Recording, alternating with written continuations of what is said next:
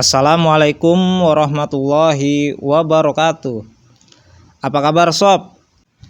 Video kali ini kita akan menceritakan kisah dari salah satu wali songo, yaitu Sunan Bonang. Langsung aja ya. Sunan Bonang dilahirkan pada tahun 1465 di Rembang dengan nama Raden Maulana Magdum Ibrahim. Beliau adalah putra dari Sunan Ampel dan Nyai Ageng Manila. Dengan kata lain, beliau adalah cucu dari Sunan Gresik. Dalam hal pendidikan, Sunan Bonang belajar pengetahuan dan ilmu agama dari ayahandanya sendiri, yaitu Sunan Ampel. Beliau belajar bersama santri-santri Sunan Ampel yang lainnya, seperti Sunan Giri, Raden Patah, dan Raden Kusen.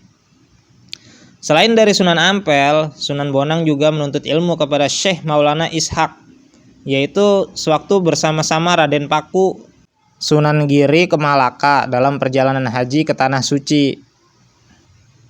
Sunan Bonang dikenal sebagai seorang penyebar Islam yang menguasai ilmu fikih, usuluddin, tasawuf, seni, sastra, arsitektur, dan ilmu silat dengan kesaktian dan kedikdayaan yang menakjubkan.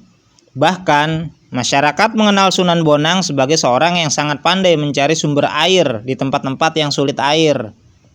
Babat Daha Kediri menggambarkan bagaimana Sunan Bonang dengan pengetahuannya yang luar biasa bisa mengubah aliran sungai Brantas sehingga menjadi daerah yang enggan menerima dakwah Islam di sepanjang aliran sungai menjadi kekurangan air.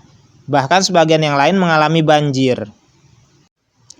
Sepanjang perdebatan dengan tokoh Buto Locaya yang selalu mengecam tindakan dakwah dari Sunan Bonang, terlihat sekali bahwa tokoh Buto Locaya itu tidak kuasa menghadapi kesaktian yang dimiliki oleh Sunan Bonang. Demikian juga dengan tokoh Nyai Pluncing, yang kiranya seorang biarawi penerus ajaran ilmu hitam calon arang, yang bisa dikalahkan oleh Sunan Bonang. Sunan Bonang banyak mengubah sastra berbentuk suluk atau tembang tamsil, antara lain suluk wijil yang dipengaruhi kitab Asyidik karya Abu Sa'id Al-Khair.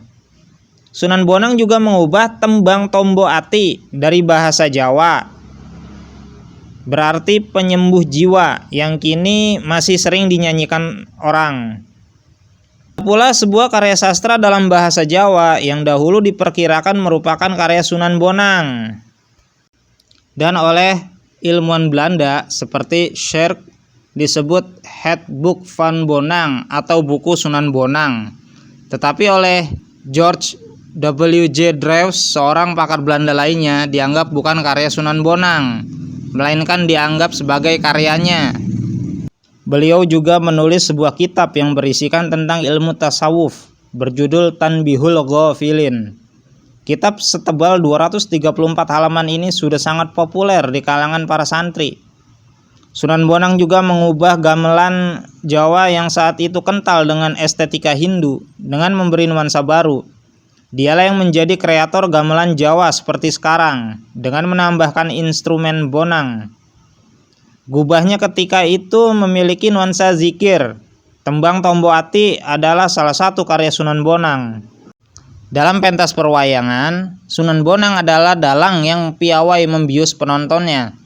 Kegemarannya adalah mengubah lakon dan memasukkan tafsir-tafsir khas Islam, kisah perseteruan Pandawa Kurawa.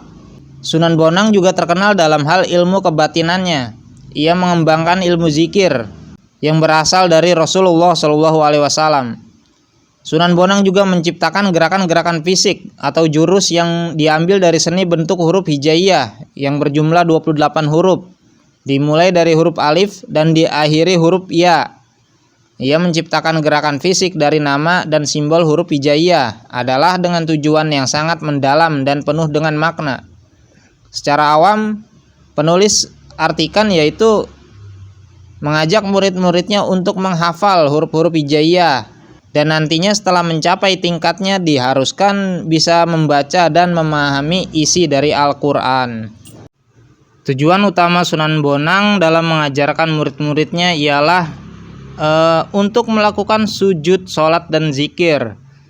Hingga sekarang ilmu yang diajarkan oleh Sunan Bonang masih dilestarikan di Indonesia oleh generasinya dan diorganisasikan dengan nama Padepokan Ilmu Sujud Tenaga Dalam Silat Tauhid Indonesia. Sunan Bonang kemudian wafat di usia 60 tahun pada tahun 1525 Masehi. Baik sob, sekian kisah singkat dari Sunan Bonang. Semoga bisa menambah wawasan kita semua.